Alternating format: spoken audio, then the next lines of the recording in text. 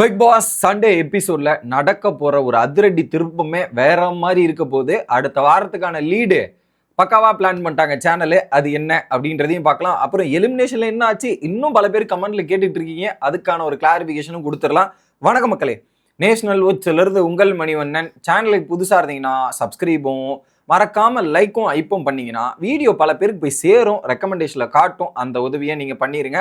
இப்போ கண்டென்ட்டுக்குள்ள போயிடலாம்.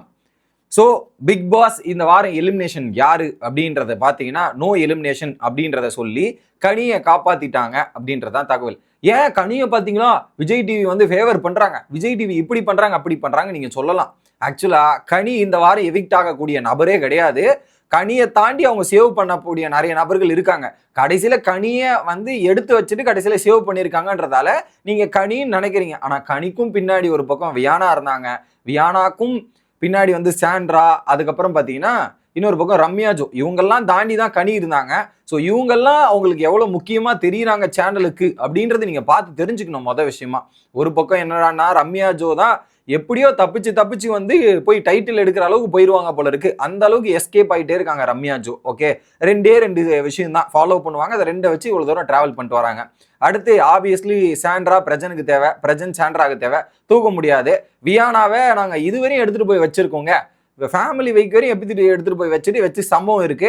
எங்களுக்கு மெயின் லீடே அடுத்த வாரத்துக்கு வியானா வச்சு தான் நாங்கள் கண்டென்ட் பண்ண போறோம். வியானாவை எப்படி தூக்குவோன்ற மாதிரி இவங்க எல்லாம் எங்களுக்கு தேவைப்படுற நபரெல்லாம் இருக்கும். அதனால நாமினேஷனை கேன்சல் பண்றன்ற மாதிரி ஒட்டுமொத்த நாமினேஷனையும் கேன்சல் பண்ணி முடிச்சிட்டாங்க.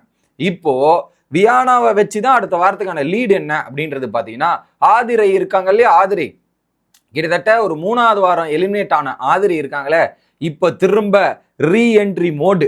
அந்த என்ட்ரி மோட்ல வந்தா ஃபயரா இருக்குமா இருக்காதா? ஃபயரா இருக்கும். ஸோ பிக் பாஸ் வீட்டில் ரீஎன்ட்ரி கொடுக்க போறாங்க ஆதிரை.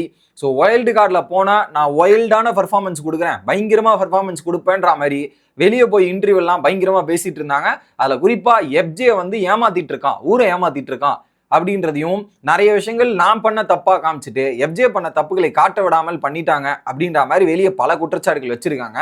இல்ல இன்னுமே வியானா மற்றும் எஃப்ஜே அந்த சாட்டர்டே எபிசோட் நீங்க பார்த்துருந்தீங்கன்னாவே தெரியும், ஆதிரி கூட நீ இப்படிதானே இருந்தேன்ற டிஸ்கஷன்லாம் போச்சு. நீங்க என்னடா ஆதிரியை வைத்து நான் வெளியே போயிட்டேன்டா, ஏன்டா திரும்ப என் பேர் எடுத்து பேசிக்கிட்டே இருக்கீங்க? வியானா வந்து எஃப்ஜே கூட பேசும்போதெல்லாம் ஆதிரியோட டாபிக் வந்துகிட்டே இருக்கு. இப்போ நாங்க என்ன அவளையே கஷ்டப்படுறீங்க? ஆதிரியை கூப்பிட்டு விடுறா, நீங்களே கேட்டுங்க வியானான்ற மாதிரி பிக் பாஸ் டீமே ஆதிரியை உள்ள அனுப்புறோம். நீங்க 3 பேரும் பேசி டீல் பண்ணுங்க. அங்க பக்கம் ஒரு விஷயம் போது 3 பேருக்குள்ள, இந்த பக்கம் நீங்க 3 பேருக்குள்ள ஒரு சம்பவத்தை பண்ணுங்கன்ற மாதிரி நல்லா பண்றீங்கடா, ஆனா சூப்பரா பண்றீங்கடா சேனல் அப்படின்ற மாதிரி தான் இருக்கு. அந்த பக்கம் ஒரு 3 பேர் பார்வதி, கமருதீன், அரோரா.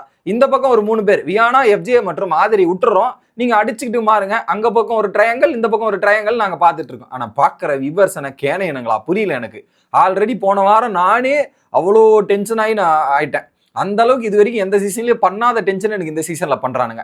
அந்த அளவுக்கு ஒஸ்டா போயிட்டு இருக்கு. இதுல ஆதிரி உள்ள வந்தா கண்டிப்பா எஃப்ஜேவை போட்டு பொலன்னு பொலந்து எடுப்பாங்க.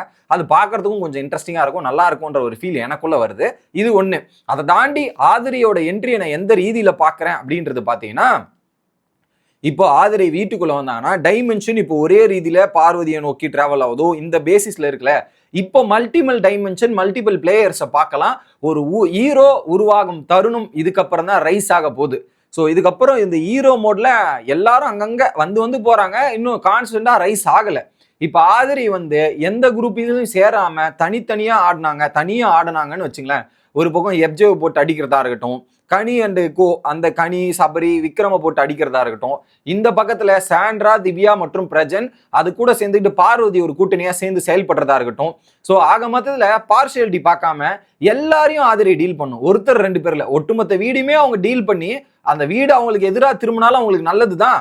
இதுல இவங்களும் கூட்டணி திரும்ப போயிட்டு அந்த கூட்டணியில சேர்ந்து கேம் பிளே பண்ணா பாக்குறதுக்கு இன்ட்ரெஸ்டா இருக்காது. We want some entertainment, we want some other அப்படின்றதான் நான் பாக்குறேன். அந்த கேட்டகரியில ஒரு டைமென்ஷன்ல கேம் டிராவல் பண்ணாம மல்டி டைமென்ஷன் கேம் கேரக்டர்ஸ்குள்ள வந்துச்சுன்னா it will be more interesting அப்படின்றது நான் பாக்குறேன். ஏன்னா ஒருத்தரே பார்த்துட்டு இருந்தா போர் அடிச்சிரும் அப்படின்ற கான்செப்ட் தான். ஸோ தெலுங்கு பிக் பாஸ் மாதிரி எல்லாரும் ரோல் பிளே எடுத்து எல்லாரும் அவங்களோட பொட்டன்ஷியலை காமிச்சு கேம்ல வேறு புதிய டைமென்ஷனை கொண்டு வந்தாங்கன்னா it will be great impact அப்படின்றது தான் என்னோட பாயிண்ட் ஆஃப் வியூவா இருக்கு. ஸோ ஆதிரியோட வருகை சாதகமா இருக்கா பாதகமா இருக்கா அப்படின்றது பார்ப்போம். சாதகமா யாருக்கு இருக்கும்னா மற்ற கண்டஸ்டன்ஸுக்கு சாதகமா இருக்கும். பாதகம் அப்படின்றது வந்து பாத்தீங்கன்னா ஒரு பக்கம் எஃப்ஜேக்கு பெரிய பாதகமா இருக்கும், எஃப்ஜே மற்றும் வியானாக்கு. ஸோ ஆல்ரெடி எஃப்ஜேக்கு வீக்கெண்ட்லயே வந்து கொஞ்சம் வேப்பலை அடிச்சு விட்டாங்க. அது பெருசா வேப்பலெல்லாம் மருந்து போட்டு அடிக்கிறது இல்லை, அது தேய்ச்சி விட்டா மாதிரி அப்படியே லைட்டா அப்படி மேலோட்டமா தேய்ச்சிட்டு போயிருக்காங்க. ஸோ ஹெவி அடி வாங்கல. ஆனா நாங்க தேய்ச்சி விடுறதை விட உனக்கு ரியல் அடி கொடுக்கறதுக்கு ஒரு ஆள் இறக்குறோம்டான்ற மாதிரி எஃப்ஜேக்காகவே உள்ள ஆதிரி அமுச்சு விட்டாங்க. கண்டிப்பா ஆதிரி பிளே பண்ணாங்கன்னா அவங்களுக்கு ஒரு பொட்டென்ஷியல் உள்ள கேண்டிடேட் தான், பொட்டென்ஷியல் இருக்கிற கேண்டிடேட் தான். அந்த கேண்டிடேட் வீட்டுக்குள்ள வரும்போது கண்டிப்பா தரமான சம்பவம் இருக்கும்ன்ற ஒரு நம்பிக்கையை கொடுத்துட்டு போனாங்க வாரமே. அந்த லவ் ட்ராக் தான் உங்களுக்கு பேக் ஃபயர் ஆச்சு. ஸோ இந்த தப்பை இந்த வாட்டி பண்ண மாட்டாங்க, அதை விட ட்ரிபிள் மடங்கு கம்பேக்கா இருக்கும்ன்றதை சொல்லிக்கிட்டு வீடியோ முடிக்கிறேன். உங்களோட கருத்து என்ன அப்படின்றத கமெண்ட் பண்ணுங்க. அடுத்த வீடியோல வந்து சந்திக்கிறேன். Bye guys.